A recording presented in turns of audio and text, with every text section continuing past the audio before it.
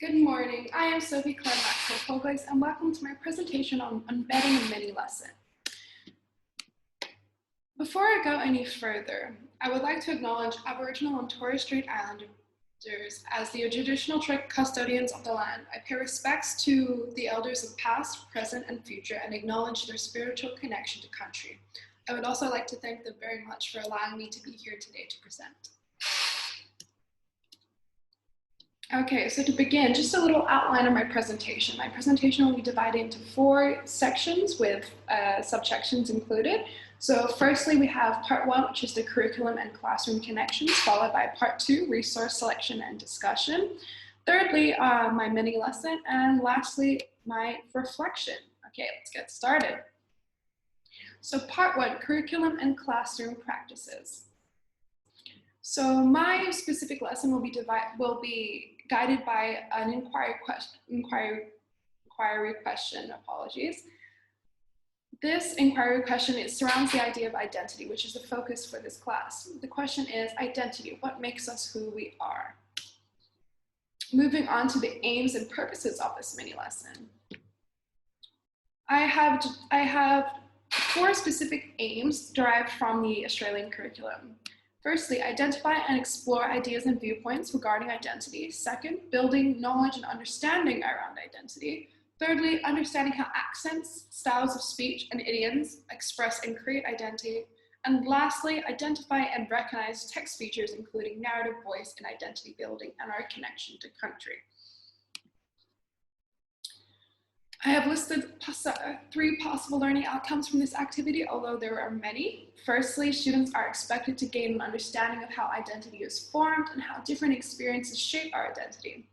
Secondly, students demonstrate their understanding of identity through a presentation, essay, or video. The students will have the option of either 3.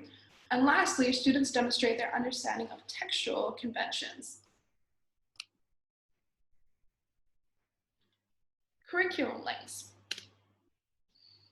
So first, the general Year 7 level description for Year 7 English. I've specifically chosen parts that I wish to adhere to and replicate in embedding the mini lessons. So they listen to, read, view, and interpret and value a range of texts, comprises literature including oral native traditions of Aboriginal and Torres Strait Islanders, as well as contemporary literature. Texts explore themes of interpersonal relationships, ethical dilemmas within a real world and fictional settings, and represent a variety of perspectives. Moving into more specific things. So for the Year 7 English curriculum, it is divided into literature, language, and literacy.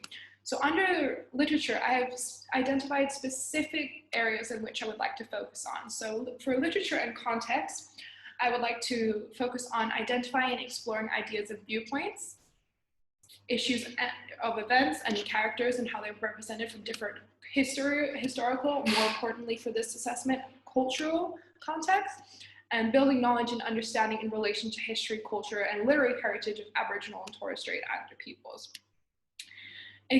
Within the examining literature subsection, I focus on characterization, the understanding of how the features of a text and the features of a short story, and analyze writers' depictions of challenges and how that eventually helps to shape your identity moving forwards. Under the language subsection, I have chosen to specifically focus on language for interaction, so understanding styles of speech, idioms, and accents, and how they create personal and social identities, and how language is used to evaluate texts. Thirdly, under the literacy subsection, I want to focus a lot on interacting with others and interpreting, analyzing, and evaluating. Specifically, understanding differing concepts, beliefs, and opinions of other groups and their values, and also understanding the textual and structural language features. The general capabilities that I'll be choosing to focus on are critical and creative thinking, ethical understanding, literacy, personal and social culpability, and intercultural understanding. The cross-curriculum priorities, in specific the Aboriginal and Torres Strait Islander histories and cultures, I have chosen 2 specific quotes that I want to really focus on. So building knowledge, understanding, and skills in relation to the history, culture, and literary heritage of Aboriginal and Torres Strait Islander peoples. And lastly, analyzing writers' depictions of challenges in text, for examples those faced by Aboriginal and Torres Strait Islander people. The resource selection and discussion. The resource I have chosen is a 2008 poem written by Aboriginal author Kate Hughes, published in Koori Mail, Australia's largest source for Indigenous news, a newspaper publicised, written and owned by Aboriginal Australians. This poem details Kate's personal experiences growing up as an Aboriginal in Australia, questioning herself on her journey to understanding her identity.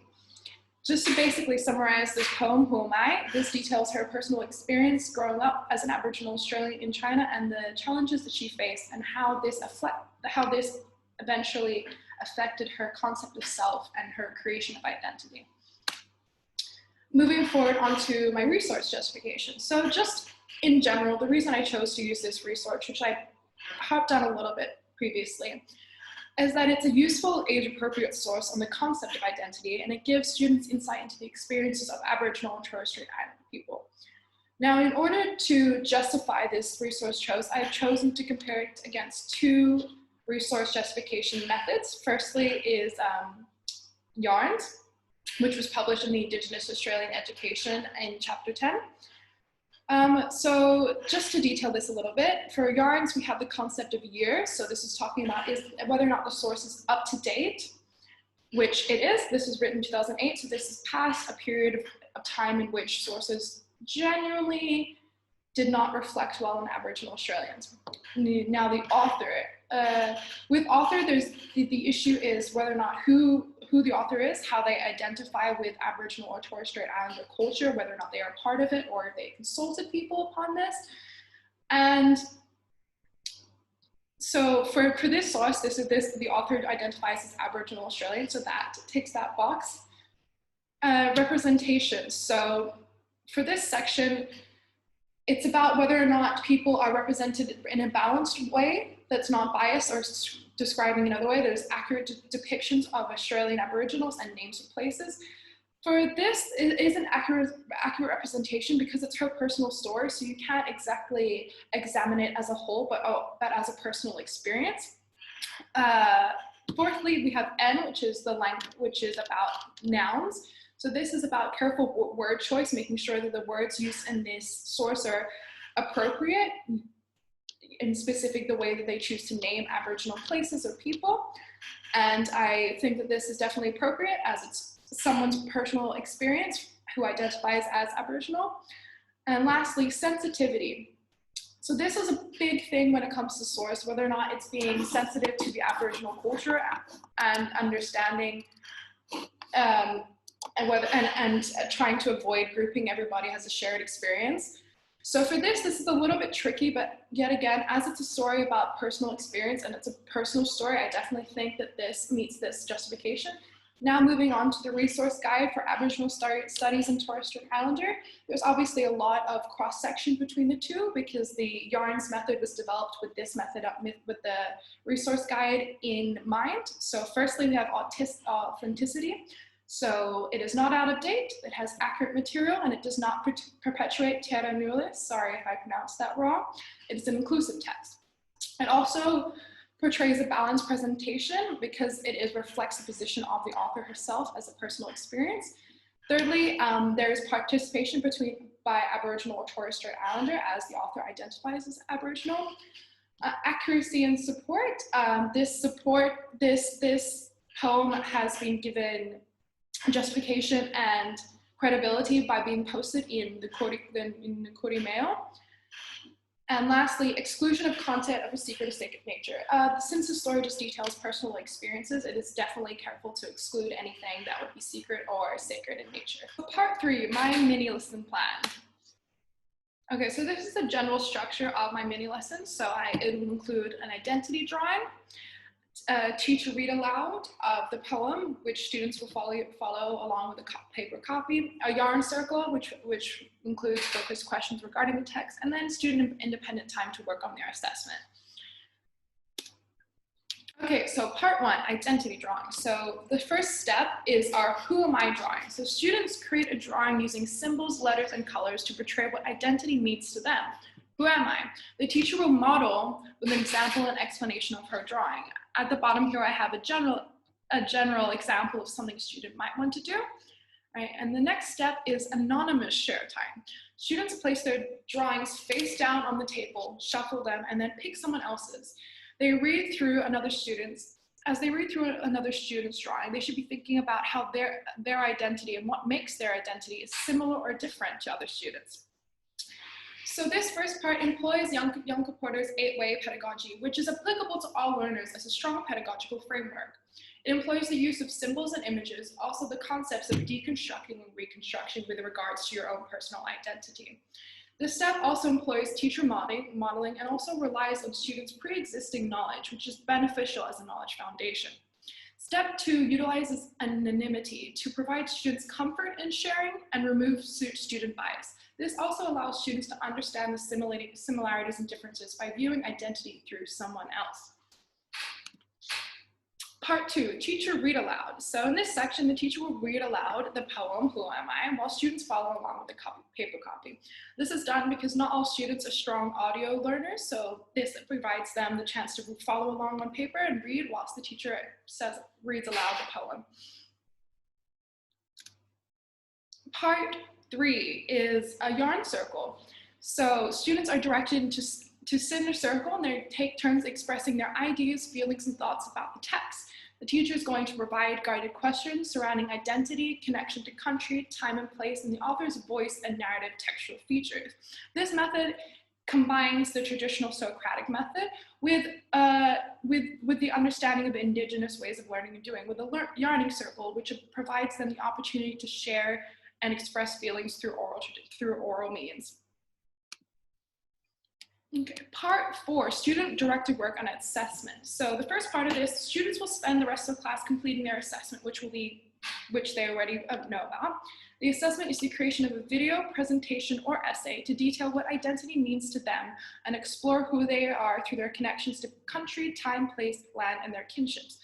The reason for which I chose to give an option between video, presentation, and essay, which it allows each student to excel in by any means they choose. This doesn't limit them by the method of assessment. It gives them options. Part 2. Students complete a 150-word reflection detailing their challenges and successes in learning about identity and working on their assessment. They outline anything they wish to tell the teacher about their learning process. I believe this is an important step because not only as a teacher are you learning about yourself and being able to become a better teacher yourself by reading about this feedback and learning what works for students and what doesn't work for students. You also get to understand what they do, what they enjoy, and how they learn best, which is very important for teachers to know. Okay, now method of assessment. So I chose four specific things to be assessed upon. Firstly, for the presentation, since it'll be either a video, presentation, or essay, it will be assessed on how reader-friendly it is, how organized and how engaging it is. Secondly, they'll be assessed on their insight and understanding demonstrated of identity concepts. Thirdly, thoughtful and reflective thinking, detailing their connection to country, place, and time. And lastly, their reflection provides insightful reflective thinking, demonstrating awareness, outlining both their challenges and successes in this project. So part 4, my reflection. This was a very interesting task for me. I am an Australian citizen, but I moved away to China at the age of 9.